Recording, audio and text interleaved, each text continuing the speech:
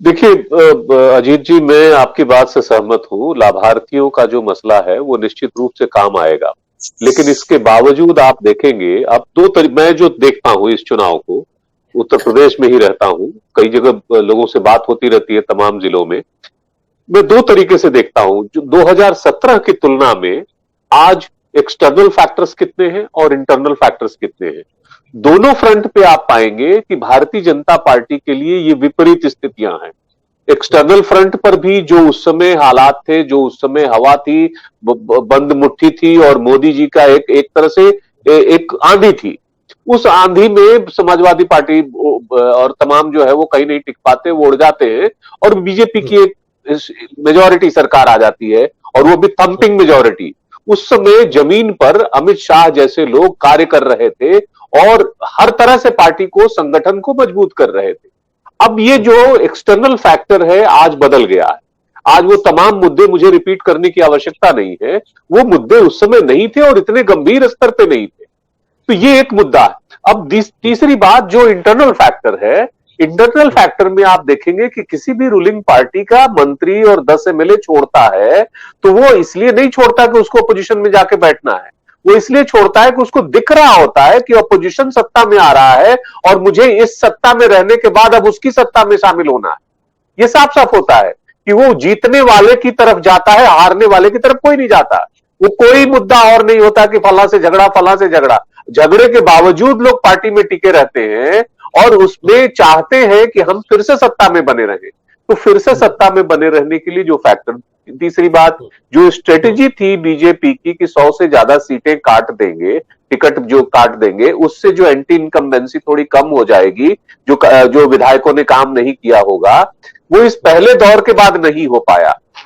जब नहीं हो पाया तो आप, जाहिर है, उन्हीं विधायकों के सहारे आप चुनाव लड़ रहे हैं जो ऑलरेडी अपना फेस गंवा चुके हैं। अब देखिए एक और फैक्टर, संगठन में पन्ना प्रमुख से लेके ऊपर तक कितना उत्साह है, नहीं है, हमारे सामने सभी सब लोग बैठे हुए हैं, उनमें सब में नजर आ जाएगा।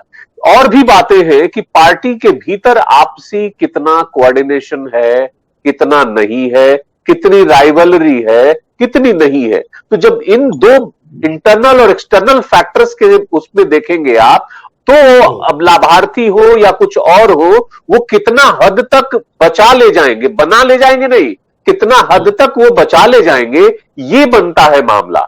इसलिए जो मुझे दिखाई दे रहा है कि मुश्किल है सरकार को बचा ले जाना, लाभार्थी योजना के माध्यम से हो, चाहे आखिरी दौर में प्रधानमंत्री मोदी स्वयं गए वाराणसी, वाराणसी का कम से कम उनका किला बच जाए, उधर के इलाके में ज्यादा वो ना हो, इसलिए भी वो गोरखपुर नहीं गए।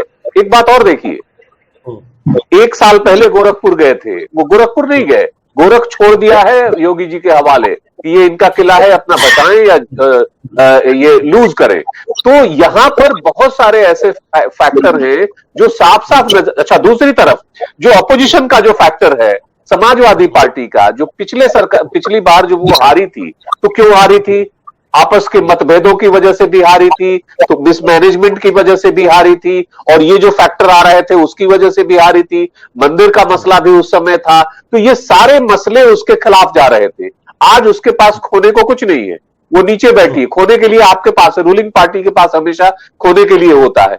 इस नजरिए से मैं कैलकुलेट करता हूं और देखता हूं तो पाता हूं कि जहां जहां पे पिछली बार भारतीय जनता पार्टी अधिकतम पा चुकी है, वहां तो आप नीचे ही जाएंगे ना। कैलकुलेट करिए कि कितना आप वापस ले लेंगे।